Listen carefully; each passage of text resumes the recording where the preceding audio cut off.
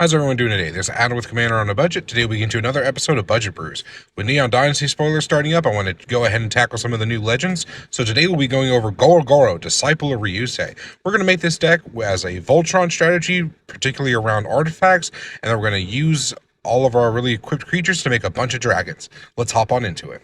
So the first thing I want to go over is that you want to run a bunch of really cheaply costed creatures. So we're going to run cards like Memnite, Ornithopter, which has evasion with flying, Rograk, Son of Rogar. It has First Strike, Menace, and Trample. It's real good when it's fully suited up.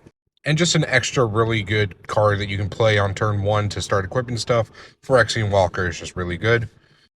Probably one of the best creatures you can actually put in the deck is Toggo, Goblin Weaponsmith. Whenever a land enters the battlefield, you make a rock, which is an equipment.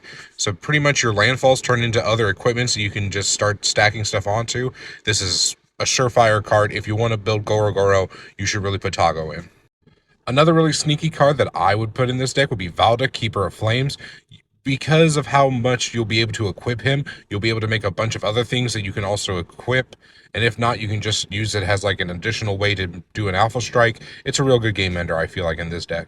So next up, we're going to get into the equipment that we're going to be running. So I would run cards like Golem Skin Gauntlet, which give you +1/+0 for each of your other equipment you have attached to whatever creature this is attached to. Ring of Evos Isle, which is a cheap way of giving your creature that is equipped to hexproof. We've actually gone over this on the channel. Mask of Memory is probably one of my favorite equipment. It lets you draw cards and its equip cost is very cheap.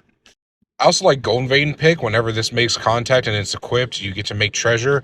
It kind of helps you pay for your other equipment and stuff. Plus, if you have extra treasures, we can use that later. I'll show you in the video.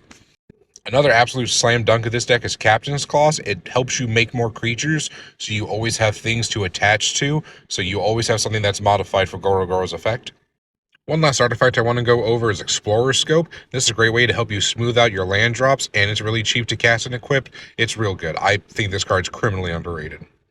We've gone over first day of class on the channel before. I think this is a great include in the deck. You want more redundant ways to give all your creatures haste. This is a great one.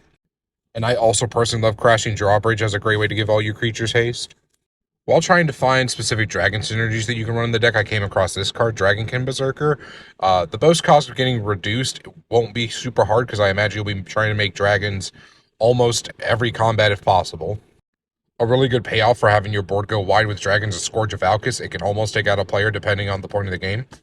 You also want big mana spells, so stuff like Mana Geyser and Seething Song are great to use Goro-Goro's second ability. These last two cards I'm going to go over are really spicy for this deck. You can run Arterial Alchemy, which can turn blood tokens into equipment, and Bludgeon Brawl that turns all your treasures into equipment. That's the deck. Let me know what y'all want to see. See y'all later.